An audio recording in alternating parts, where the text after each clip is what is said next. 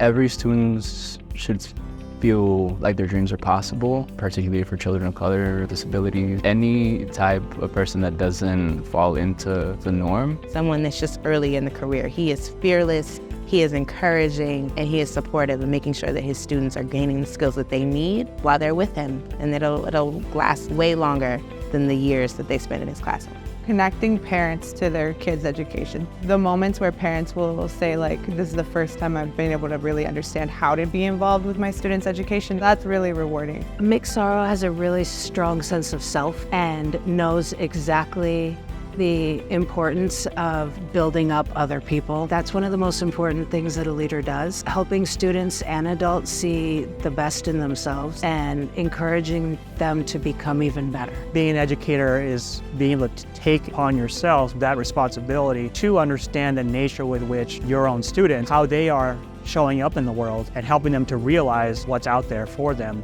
Ben is very humble. He's always behind the scenes, just making everything work. He's just behind the curtain, making everything happen. Is very, very supportive of his students. You can tell that the students just love him. I really can fast forward that in my mind and see how that's going to help them as an older child, as a teenager, as an adult. And when I can see them develop a skill that I know is going to have a lifelong impact on them, that's the most rewarding thing. I can remember the day that she said she was accepting the offer with us. It was such a huge sigh of like, okay, if we have Allie, things are gonna be okay. She is just so dedicated and so knowledgeable, so excited about literacy, early childhood education, so excited about parent involvement, making sure families know what's going on with their kid. I want them to have the teachers they deserve. Our kids are more than just statistics, they're more than just test scores. I think we just really need to make sure that we're working with the whole child, seeing them as human, being able to address the social emotional aspect of learning,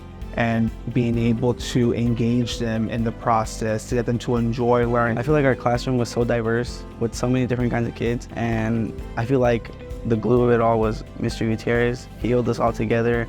He's like the reason we all got so connected. I have to always remember our vision. I have to remember we're always doing what's best for a kid. In my position, there's times where I have to take a step back and really reflect on where is the person I'm coaching coming from? What's their headspace? What's going on with them? And think about them as a whole person. From day one, Jenna always told me it's just a bad teaching moment. It's not a bad teaching career. Give yourself grace. You're gonna make mistakes. Teaching is an everyday learning process.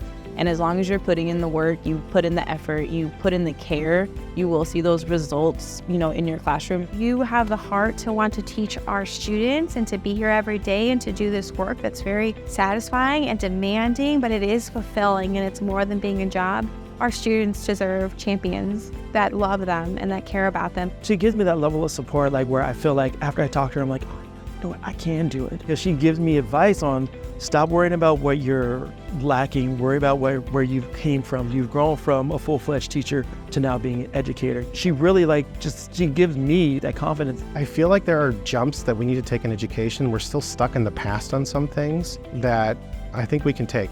And 5 years down the road, I'd like us to be a profession that says, here's what works in a classroom. One big motivation for why I pursued the PhD and went as far as I did is because he gave me a vision for what instruction and professional development can look like, and it can't stop with him. It has to go on. And I need to figure out in my own life, how can I reproduce that message? When you, as someone new to a community, demonstrate that you're willing to listen and hear other people's perspectives, you're going to figure out who you want to mentor you, not just who is willing to mentor. And I think that's a very important first step. The man is one of the most consistent people that I've ever met. The way he treats kids, the way he treats parents, the way he treats staff, the way he treats everybody. It's kind, it's warm, it's open. I hope that one day we get to the point where budgets and salaries and facilities and all of those things show teachers that they are royalty in our community the same way that our family's attitudes do.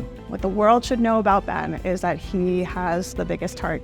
He is wise beyond his years. He is a good friend, a good colleague, just a great human being. Ratings and things like that, we are dismissing and forgetting all the other factors that are involved. They have enough barriers on their own without us putting even more in front of it. If I'm hungry all day, I'm not going to be thinking about my ABCs. I have other things to worry about than whether I can multiply. Something that continuously impresses me about her, that she genuinely cares and wants everyone to feel welcome and loved and a part of the greatness that we're creating here. Ensuring that parents in the community are also empowered. That's been quite the endeavor. If we want to have students advance, learn, and develop, we have to ensure equity occurs and people get what they need all the way from the time they're born to the time they become career professionals.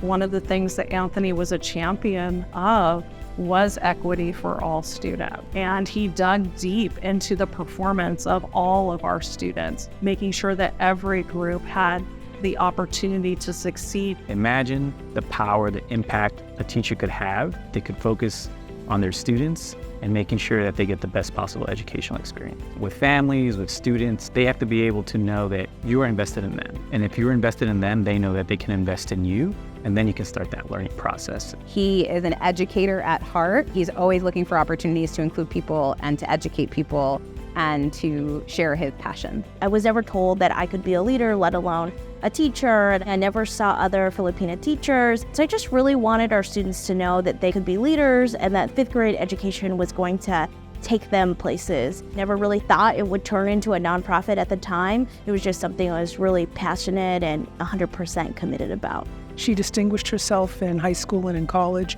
and in graduate school. She committed herself to trying to fix some of the problems that she saw in our community. So she became a teacher. She worked in the Department of Education for a while and then began Leaders in Training. It was helping the kids understand what they needed to do, not only to get into college and through college, but what they needed to do to contribute to their community. We get caught in a narrative on this is what success looks like, this test score, this grade, or this college acceptance. In my opinion, success is having a positive quality of life where you are contributing and having your needs met. When we narrow success in one lane, we forget to celebrate all of the other successes that make such a diverse community rich with fabric and intersections and connections. And he has this ability to take a very long view of what the consequences might be for every action that we take.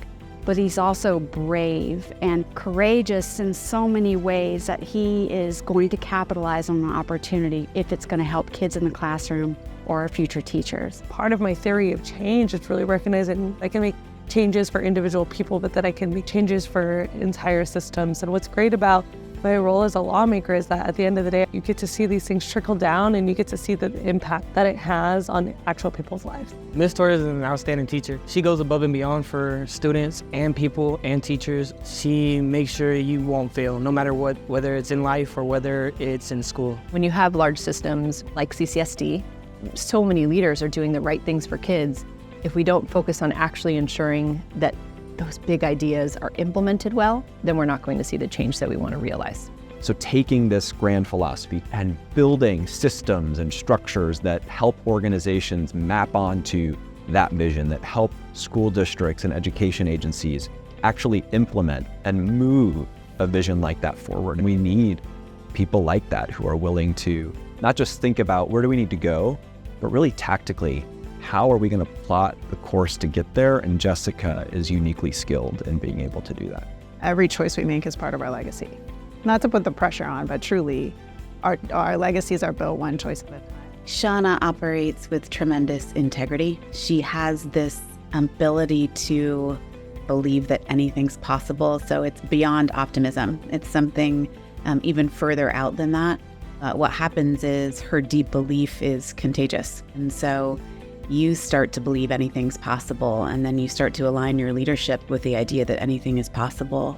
And then before too long, you have achieved what is possible. I always knew that education was the mechanism that could change the trajectory of someone's life. Debbie is one of the most positive, solution-oriented leaders that I know. She has a really interesting way of seeing challenges and solutions, both from a team member standpoint, but also from a leadership standpoint. And I think that's a really rewarding quality in a leader. I love this, we can do anything attitude. We still have a lot of work to do, to be clear, on a lot of different fronts. A lot of people are not doing well, and we need to do better at supporting them and giving them pathways. Want to be in a place where anything is possible. The road is not easy to get there, but you have people who are willing to dream big. People sometimes don't have all the information and that they need to be able to make a great decision. And Tim helps them think by questioning how every child must be served by a shift in policy, a shift in just our own thinking, a shift in how we communicate and elevate the capability of every single child.